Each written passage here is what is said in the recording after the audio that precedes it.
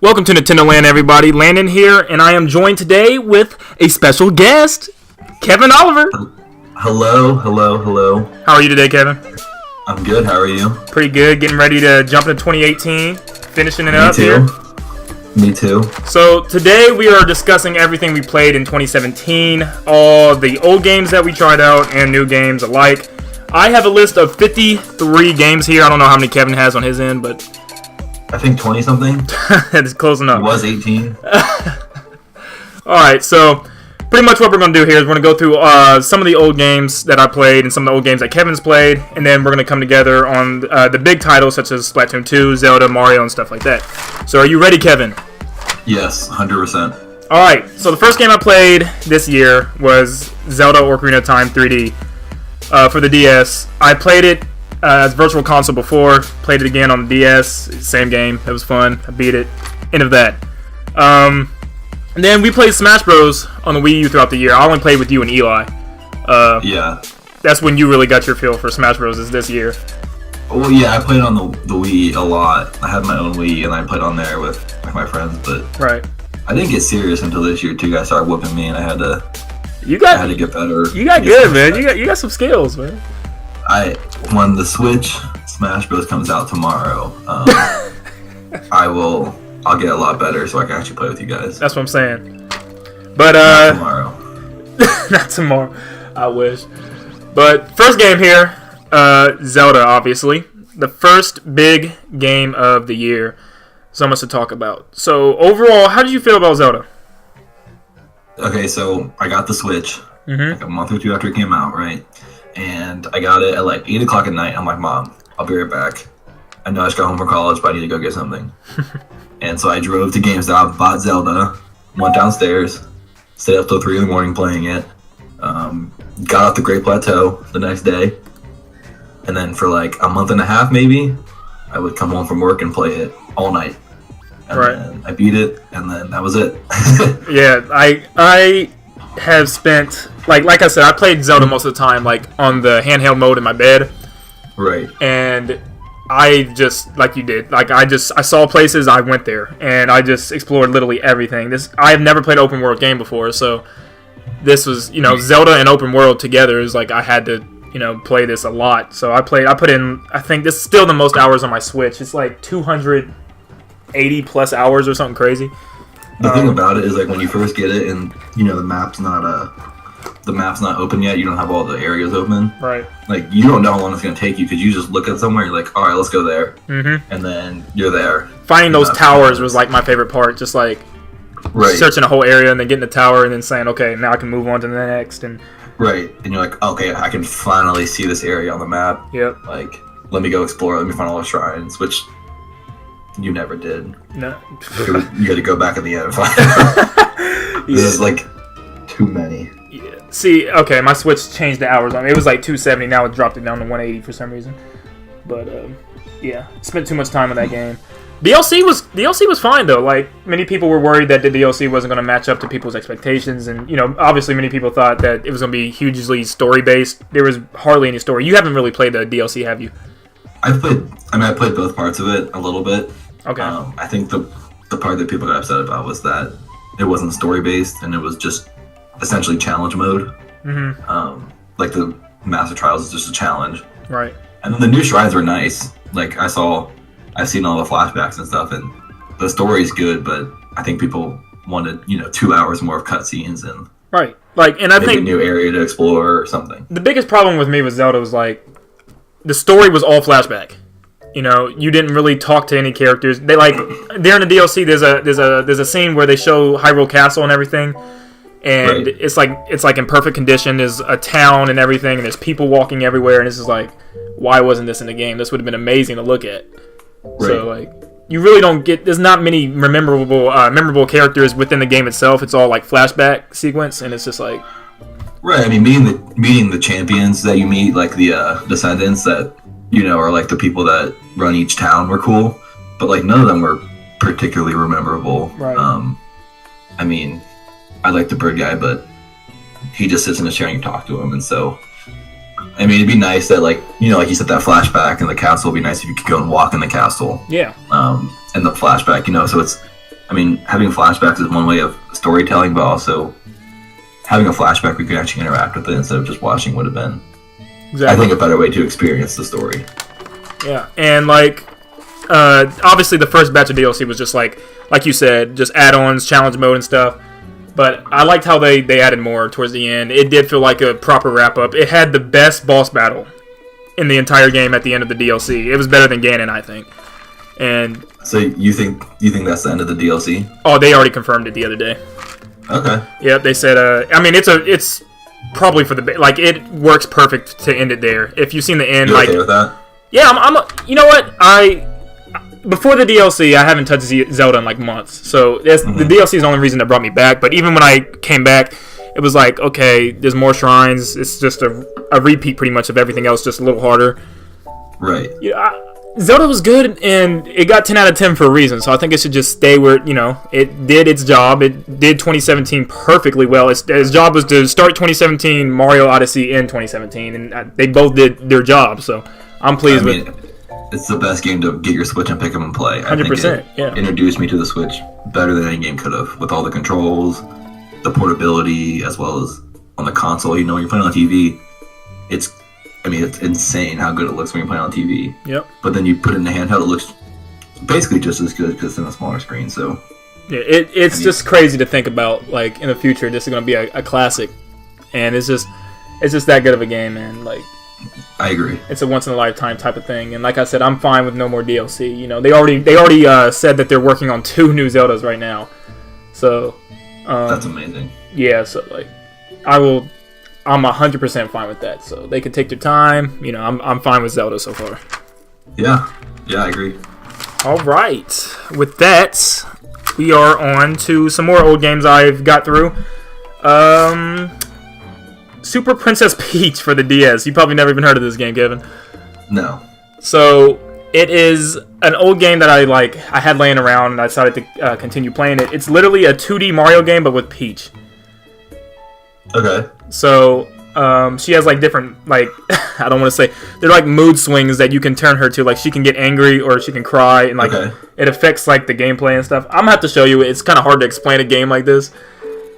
But, yes, I did. Of course I did. I don't play games and not finish. But anyways, played Super Mario 3D Land. That was just a DS game. Yeah. But then, I'm going to put these 2 games in a category because they're both games that I didn't really love, but Snipper Clips and 1-2 Switch.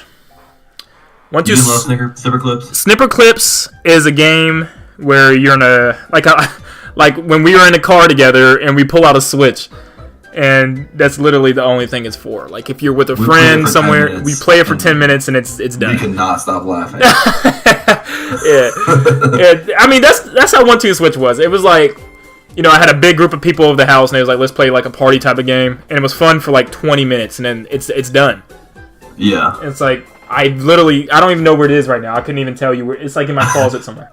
But I mean, we were literally parked downtown on the side of the street at 8:00 at night, and we're just waiting there. So what are you gonna do? Snipper Clips. Snipper Clips. Yeah. And we put it on the dashboard, and each took a Joy-Con, and for 10 to 15 minutes, we just sat there and just laughed. So I mean, right. It's not the best puzzle game ever, but I think it did its job well.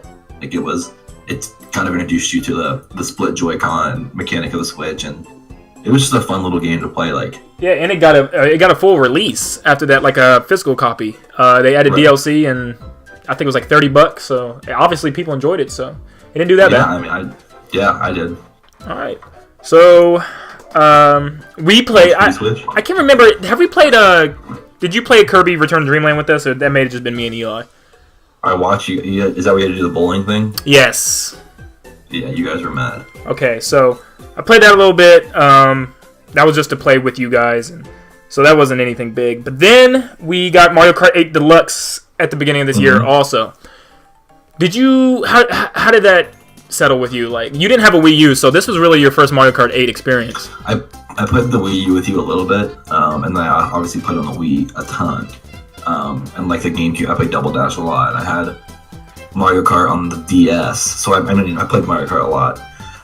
But I got Mario Kart 8 a couple days after I got Zelda, and it was fun. When you guys came over, we could do the where you like link up your switches locally. Yep. And then we just play it like locally, and that was fun. Like you and Eli split Joy-Cons, and then I had my Switch, like just holding it handheld, and like, I mean, the graphics on the game are insane. You know, it goes up to 1080p with the Switch, and then like having it on the big screen, I mean, it's amazing. I think it's the best Mario Kart. Oh, it hand down is like the best Mario Kart I've ever played in my life. I mean, Double Dash has the best mechanic with the 2 items, and then Mario Kart 8 just takes that. Yep. Like you have the 2 item. That's like a great mechanic from Double Dash, and then it takes the best, you know, race places, the maps from the previous games, puts them on there. It had so many. Do you know how many courses it had? Was it 32? You know what? Yeah, I'm about to say. I'm pretty sure it's 32. I don't know if DLC affected that at all, but it may have ended up 32.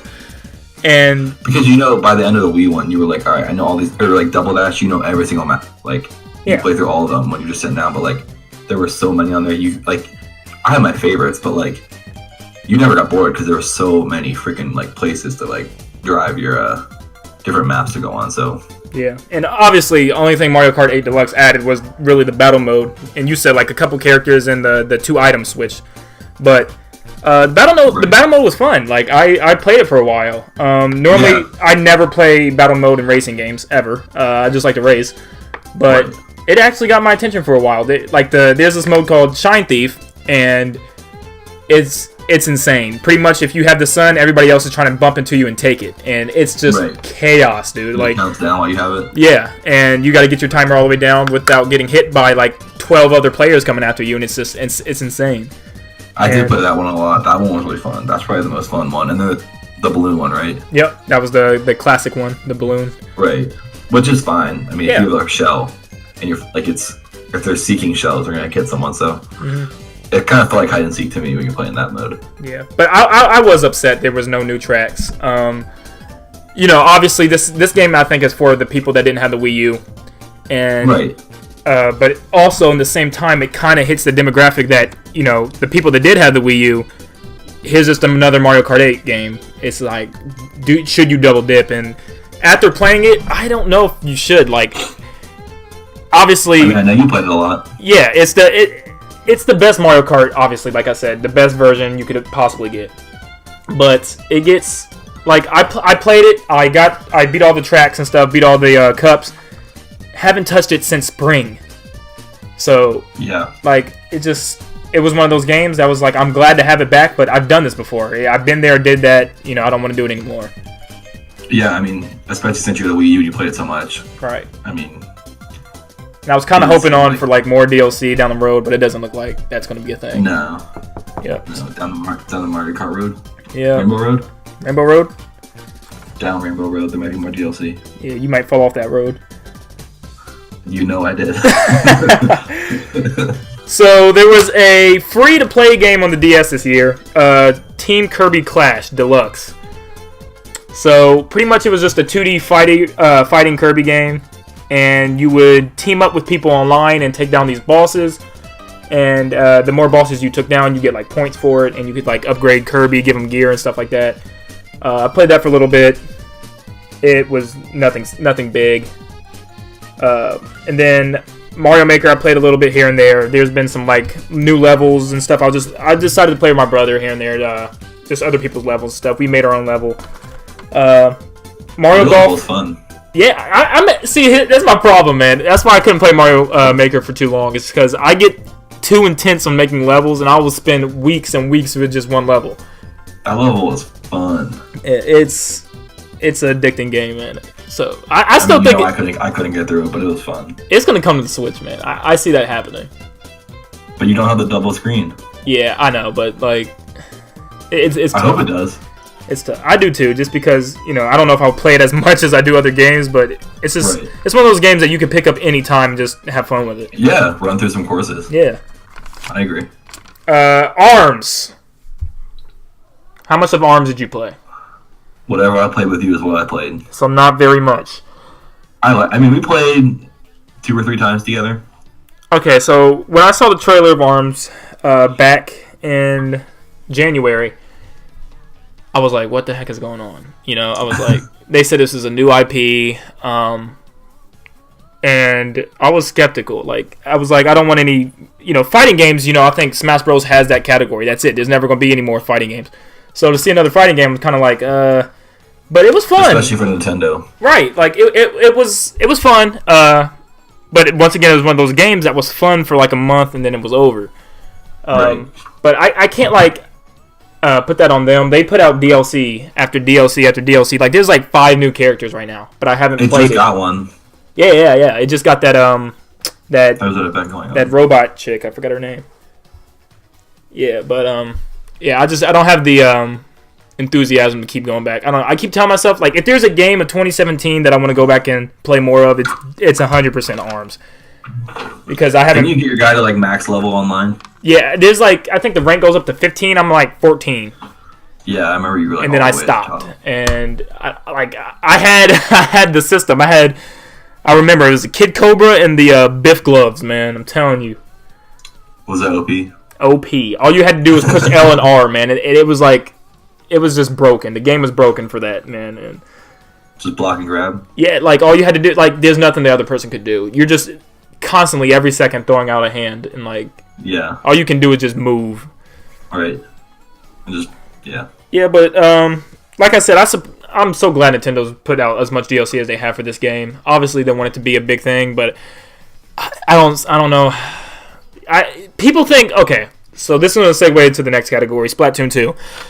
Here's my problem. Splatoon 2, I thought for sure was going to come out before ARMS. Mm-hmm. And with ARMS coming out first and Splatoon 2 coming out literally a month later, I felt like as soon as Splatoon came out, ARMS died instantly. It swallowed it. I think, people are like, no, Splatoon didn't kill ARMS. Splatoon 100% killed ARMS. Because for me, I can tell you what ARMS was for me. ARMS was a placeholder until Splatoon came out for me. Right. Like, I was like, dude, you know what? This is going to be a little game I play for a month. The day Splatoon comes out, dude, that's it. And that's how it's been. Like, Goodbye. Splatoon came out, I've been playing Splatoon, and then before you know it, all these other games are coming after Splatoon, and I never went back to ARMS. But you still go back to Splatoon? All the time. Splatoon... Well, okay, since we're talking about Splatoon now, here's the thing with Splatoon. It is very similar to Splatoon 1. Right. And it just does lots of the same. I was really excited for it, but it still feels like Splatoon 1, and I wish you would have... You're probably having the same experience with Splatoon 2 that I did Splatoon 1. Like, you obviously love the game, right, Kevin? It's amazing. Yeah, and Splatoon 1 is where I literally lived in Splatoon. Like, that game was in my Wii U all year long, throughout the next year. Like, it was it. And Splatoon 2 is just kind of felt the same, like just another Splatoon. And I still loved it, obviously, but it just felt too similar to me. What would you want them to change? Like, they made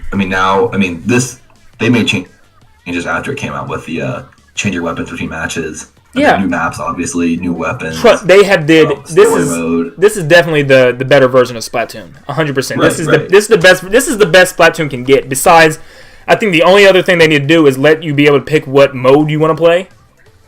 Oh, okay. I shouldn't have to go on my phone to that app and see, what mode and what stages are playing at this time, and I should be able competitive what I want to play. Yeah, let me play Tower Control or let me play Splat Zones. Right. Let me pick what I want to play. I don't want to have to, because that it makes you kind of like have to put everything aside for a certain match. Like I wanted to play what's that new mode that came out, Clan Blitz.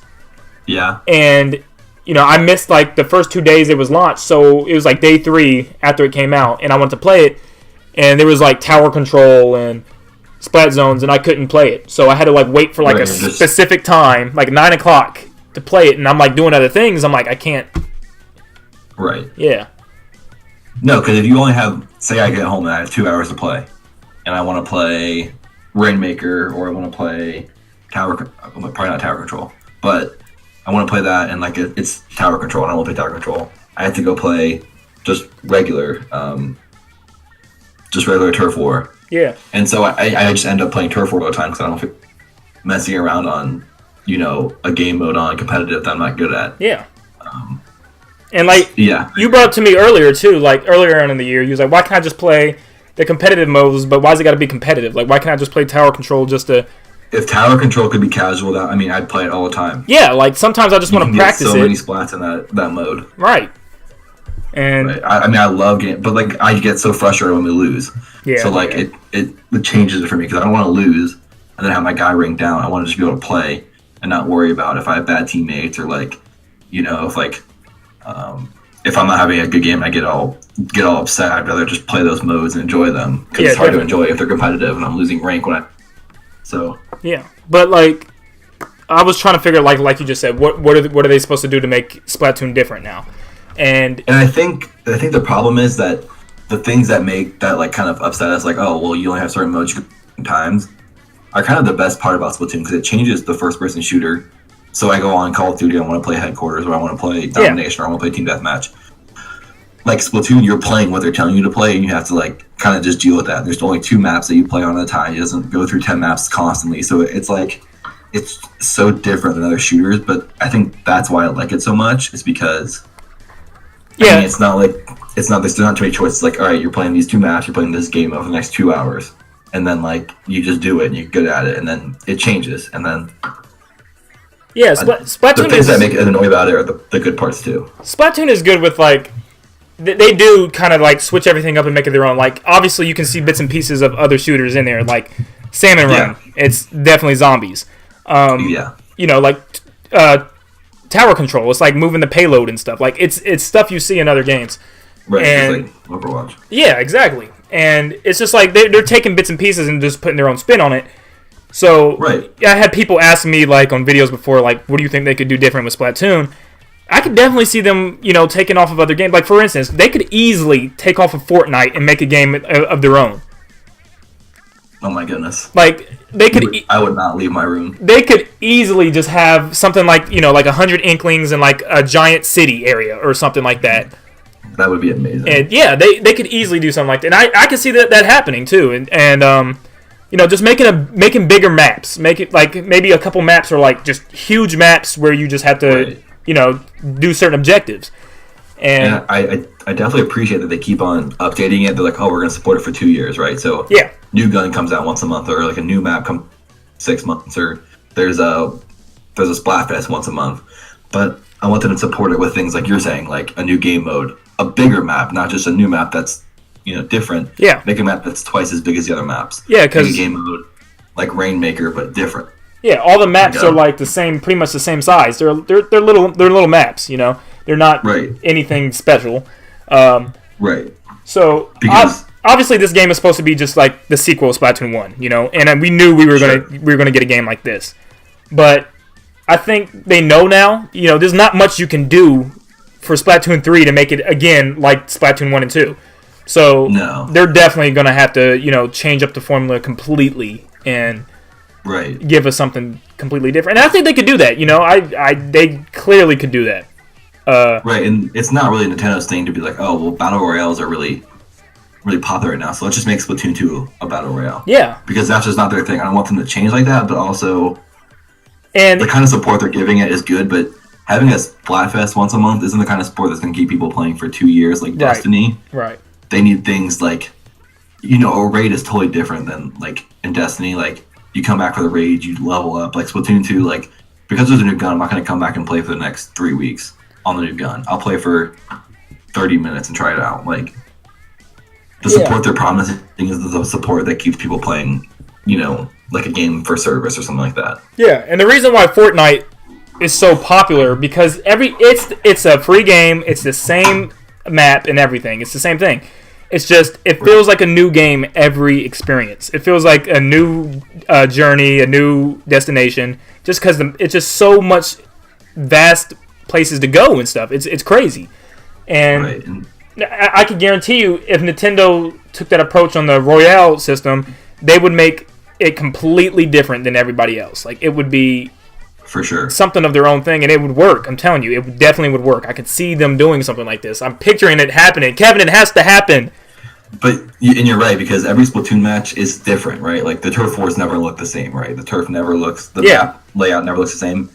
But all the matches are very samey. Like, if you're doing tower control, either one team has a really early push and it gets all the way down, and then like they all go the same. Yeah. Rainmaker, you get down to like 10, and then all of a sudden they take it from you, so you get like a 60 put on you, so you have to work it all the way down. Like they're all the same. Fortnite is not the same, and I think I like games where they're all different. I think Splatoon 2 needs to find a way to make it so every game's not so samey. Yep. But yeah, overall, Splatoon 2 was. I'm so glad amazing. Yeah, I'm so glad that you got to play that, man. And the most gameplay of the year for me. Yeah, it's just such a good game, man. And I wasn't expecting it either. When I heard Nintendo from the very first Splatoon, they were coming out with a third person shooter with a Nintendo. I'm like, what? Right. And it works so good, man. It works so good. Yeah, I think the reason I'm so hard on it is because I love it. That I think is amazing. So it's one of my favorite games of the year. I'm gonna keep playing it. No matter what, but all right, I would love to see some new stuff from it. So, just some more little games I played. I played some good old Mario Golf on the GameCube. Some Wii Sports and stuff with my friends. I played. Have you ever played Kid Icarus on the 3DS? No. It's pretty much just a run and gun type of game. Right. It's crazy hard. It's easily one of the hardest DS games I own. No, thank you. Yeah, I know that's not you. But yeah. So okay, I have 4 DS games. I want to hurry up and just spit through real quick. Okay. First one, Shovel Knight. You let me play Shovel Knight. You let me borrow that game for the first time during the summer, and I loved it. You beat it quick. I beat it quick. I never, you know me, I'm always like the main role games. I never really play indie games or stuff like that. And this game hooked me from level 1, man. It was just a fast-paced Metroid / Zelda / 2D what was it, Mega Man. It was just like it had it all, and it felt so smooth and like the graphics. Everything, it worked for me, man. It worked. I enjoyed it. The guys that made it describe it as a kind of like the things that you remember about the NES and SNES platformers that you love, but you go back to those games and they kind of suck. Yeah. It takes your nostalgic look on those games and makes it a reality. Yep. And then Hey Pikmin comes out next. Your favorite. My favorite. Yeah. It's a disappointing game. Boring. It's really boring, man. Normally I get mad at Nintendo for not making levels or worlds big enough, and there are so many worlds in this game. There's like 8 or 9, and they're packed with like 8 or 9 levels, and it's just the same concept repeated and repeated and repeated and repeated. And the thing with Pikmin is that it's supposed to be exploration. It's supposed to be, you see things like Zelda. You see things, you go check them out. You control all these different types of Pikmin. But this game limits you to like one color of Pikmin per level. And like there's no strategy with that. Normally it's like you're supposed to think on the ball like, okay, what Pikmin do I need for this situation? What Pikmin do I need here? You don't think that with the DS game. You have that same type of Pikmin, and it's just like, throw the Pikmin on the fire, throw the Pikmin on the enemy. It's just like... You have the Pikmin that breaks the rocks. You're looking for rocks to break. Yeah, and exactly. And it's like, you're not aiming to throw the Pikmin either. You're just tapping that enemy on the screen. It's just like... Yeah. It's really gimmicky. And the bosses are... It was... Didn't your little brother like it, though? No. It was too boring for him? That tells you something with my 7-year-old brother... 7-year-old brother goes, Landon, I'm tired of this game, because pretty much he was asking for a DS game on the spot, and I had Hey Pikmin beside me. I'm like, here, play this, and he goes, I'm tired of it. I don't want to play this no more. I'm like, I couldn't even get mad at him. I'm like, yeah, I am too. Like, yeah, it is boring. It's so and the bosses are some of the most easiest like Kevin. I'm not even playing with you, Kevin. These bosses, there's a boss, okay? Where it's like a giant beetle in the air, and for the longest, I'm thinking super hard with this. I'm thinking, okay, there's like these little baby beetles you gotta throw up at it or something, or you gotta climb the wall or something. No, you just tap the boss to throw the Pikmin at him. Oh my goodness! And I'm like, are you kidding me? Is this really what you're supposed to do? You're thinking like Zelda level bosses, and you're sitting here. Yes, I'm in deep thought. I'm like, man, this is actually hard. I can't figure this out. I'm like, no, you just tap the boss. You tap him. You just tap the balls. I'm like, oh my. Okay, I'm done with this game. Moving on. That was fun. Kirby Blowout Blast. It was like a $3 game that came out on the DS. It was like a quick little Kirby game just to celebrate the anniversary. That was fun and everything. It was like this first like steps into 3D, which I cannot wait to see if it will ever happen. Kirby needs to hit 3D finally. It's had all 2D games. Yeah, so, and then I got a game that you've got to try out. It's downloaded on my DS, so you would have to like borrow my DS or something. Rhythm Heaven Mega Mix. Have you ever played Rhythm Heaven? No, I've seen you play it though. It is addicting. And some of the videos you sent us about it. It is so much fun, dude. It is so much fun. It's so simple too, because only Nintendo can make a game where all you have to do is push A and B in the entire game, and it's fun. And it's fun, yeah, right. It's fun. Like it's challenging. There's so much to do in the game, and this is on the eShop. It's chock full of content, man, and it's like $30, and it has. I mean, literally on my New York trip this summer, I played that literally the entire time, just with the headphones on, and I was just going at it in the car. Yeah, and pretty much what it is just it's the Rhythm Heaven games from the Game Boy, from the Wii, and from the old DS, and they added new ones, and it just put it into one game bag. And it's just music, and you tap along with it. Yeah, and it's like on paper, it's like why would someone think that's fun? But the way that it's like different mini games, and it like engages you the entire time the way it does it, and there's so many of them too. It's not like you won't get tired quick. There's just so many games to play. And it was one of those, to me, for 2017, there's like 2 games that were big shockers that they were fun to me, and this was one of them. This was really, really fun. Alright everybody, and that wraps up our part 1 of our 2017 game discussion. We ended up going over an hour, so we had to kind of split this video in half. So part 2 will be up very soon, so feel free to watch that, as well as 2018 discussion coming up after that. So thank you guys for watching, and I hope you guys all have a good day. See ya.